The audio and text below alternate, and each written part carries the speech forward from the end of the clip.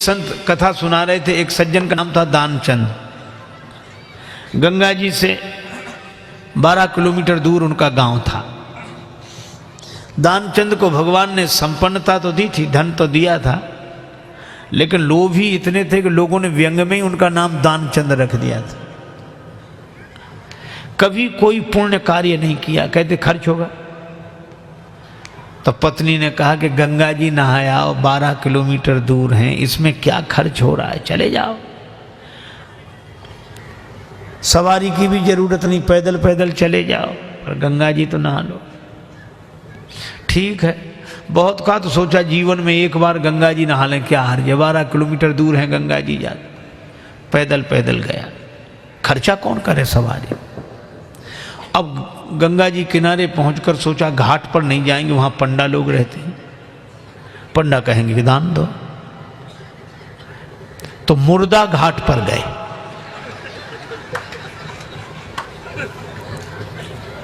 अब मुर्दा घाट तो खाली रहता,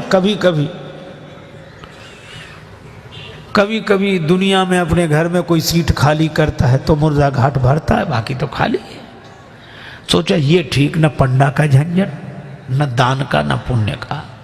गए सो कपड़े उतारे, इधर उधर देखा कोई नहीं है, सोचा डुबकी लगा ले। सो जैसे ही प्रवेश किया, डुबकी लगाई। अब कथा बड़ी सुंदर है, भगवान को हंसी लगी कि इतना लोभी आदमी नहीं देखा। तो भगवान ने सोचा कि चलो आज हम इसको छकाते हैं। तो दानचंद ने देखा इधर उधर कोई नहीं था, पर गंगा जी में जैसे ही डुबकी लगा के और बाहर निकले, वैसे ही पंडा के रूप में भगवान उपस्थित। यजमान की जय हो।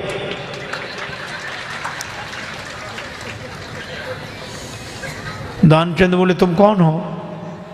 भगवान ने कहा कि हम पंडा हैं, संतोषी ब्राह्मण हैं, इसी घाट पे पड़े रहते हैं। दानचंद बोले मुर्दा घाट भी नहीं छोड़ा।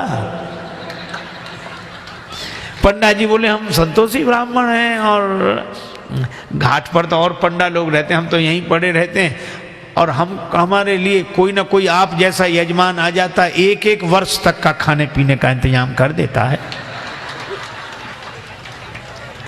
दानचंद बोले 1-1 वर्ष इंतजाम? हम एक दिन का भी नहीं कर सकते, एक समय का भी नहीं। पंडा जी बोले कोई जबरदस्ती थोड़ा ही है, आपकी जैसी श्रद्धा हो, कुछ ना कुछ तो देना पड़ेगा। दानचंद बोले हमने आज तक नहीं दिया। पंडा जी बोले आज तो देना पड़ेगा। तो अब सोचा क्या करना, बोले उधार दे रहे हैं। उधार? हाँ। कितना? बस वो 1 धेला, उन दिनों चलता था, 1 धेला, बस 1 पैसा। भगवान ने कहा चल दिया, तो संकल्प करा लिया, 1 धेला उधार देकर 12 किलोमीटर गया, नहाया, फिर 12 किलोमीटर पैदल चलकर आया। शाम होने को आई, थका हुआ दानचंद बेचारा घर में भीतर सोने ही जा रहा था। तब तक दरवाजे पे आवाज आई, यजमान की जय हो। दानचंद का देखो कौन है। पत्नी बाहर गई, देख कर आई और बोली किसी पंडा से कुछ देने के लिए कहे आए थे? दानचंद जी बोले कहा था। बोले आ गए, बाहर आई हैं। दानचंद बोले आ गया वो? हाँ।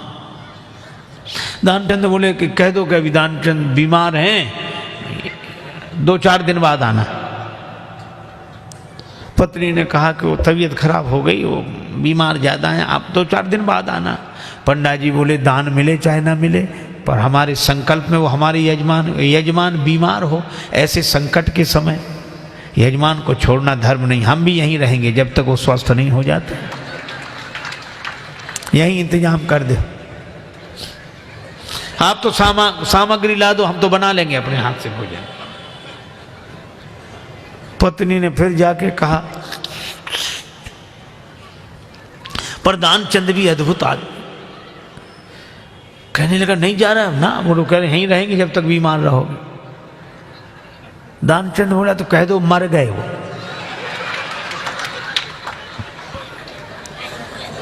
तो ये ऐसे कैसे कह दें? दानचंद बोले तुम कह दो हम श्वास रो के पड़े रहेंगे। पत्नी ने झूठे जाकर रोते हुए अभी चले गए, वो समाप्त। पंडा जी बोले चले गए, मर गए। अरे राम राम, लेकिन यजमान का जब तक अंतिम संस्कार ना हो जाए हम कैसे जा सकते? और तुम कहां बुलाती फिरोगी लोगों को, गांव इतना बड़ा, हम ही सबको खबर किए देते हैं। अब पत्नी बहुत कुछ, सुनो सुनो पंडा जी, तब तो अमित रूप प्रगटे ते ही काला, पूरे गांव में कह दिया कि दानचंद चले गए चले गए। अच्छा, लोग सचमुच इकट्ठे हो गए और भगवान को भी मन में हंसी लगे, ऐसा जिद्दी आदमी श्वास रोके पड़ा। लोगों ने उसे मुर्दा समझकर उठाया। अब उसकी पत्नी रोवे, और वो सही में रोवे, वो कहे ये मरे नहीं हैं। और गांव वाले कहते जाने वाला तो गया, ये तो तुम्हारा मोह है। वो कहे कि नहीं मरे, गए वो तो। वो बेचारी रोती रही, कौन सुने। दानचंद को उठा लिया, बांध लिया, और वो भी बंध गया। भगवान ने कहा कि हद हो गई, ऐसा आदमी हमने नहीं देखा। भगवान को लगा कि सब हमसे हार जाते हैं, आज हम हार गए इससे। ले गए, चिता पर रख दिया, अग्नि लगने वाली थी। भगवान ने कहा ये मर जाएगा लेकिन देगा नहीं कुछ। तो भगवान ने कहा कि यजमान के कान में हम कुछ मंत्र बोलेंगे। हाँ ठीक है। सो भगवान ने कान में कहा, आया हूं बैकुंठ से तुम हित नाता जोड़। भगवान ने कहा कि हम हार गए, हम भगवान हैं, बैकुंठ से आए, तुमसे नाता हमने जोड़ा। सो पंडा ने जो कहा कि आया हूं बैकुंठ से तुम हित नाता जोड़, तो दानचंद ने सोचा ये तो भगवान है। सो आंख खोली, और जो आंख खोली तो वही पंडा, और जो पंडा को देखा तो फिर आंख बंद कर ली। भगवान ने कहा कि हम तुमसे कुछ नहीं लेंगे, मांग ले हो वरदान कछु, तुम ही हमसे कुछ मांग लो। तो दानचंद क्या बोला, बोले धेला दीजिए छोड़, बस वही छोड़ दो और कुछ नहीं चाहिए। अब बोलो, ये लोभ की अति, इतनी अति।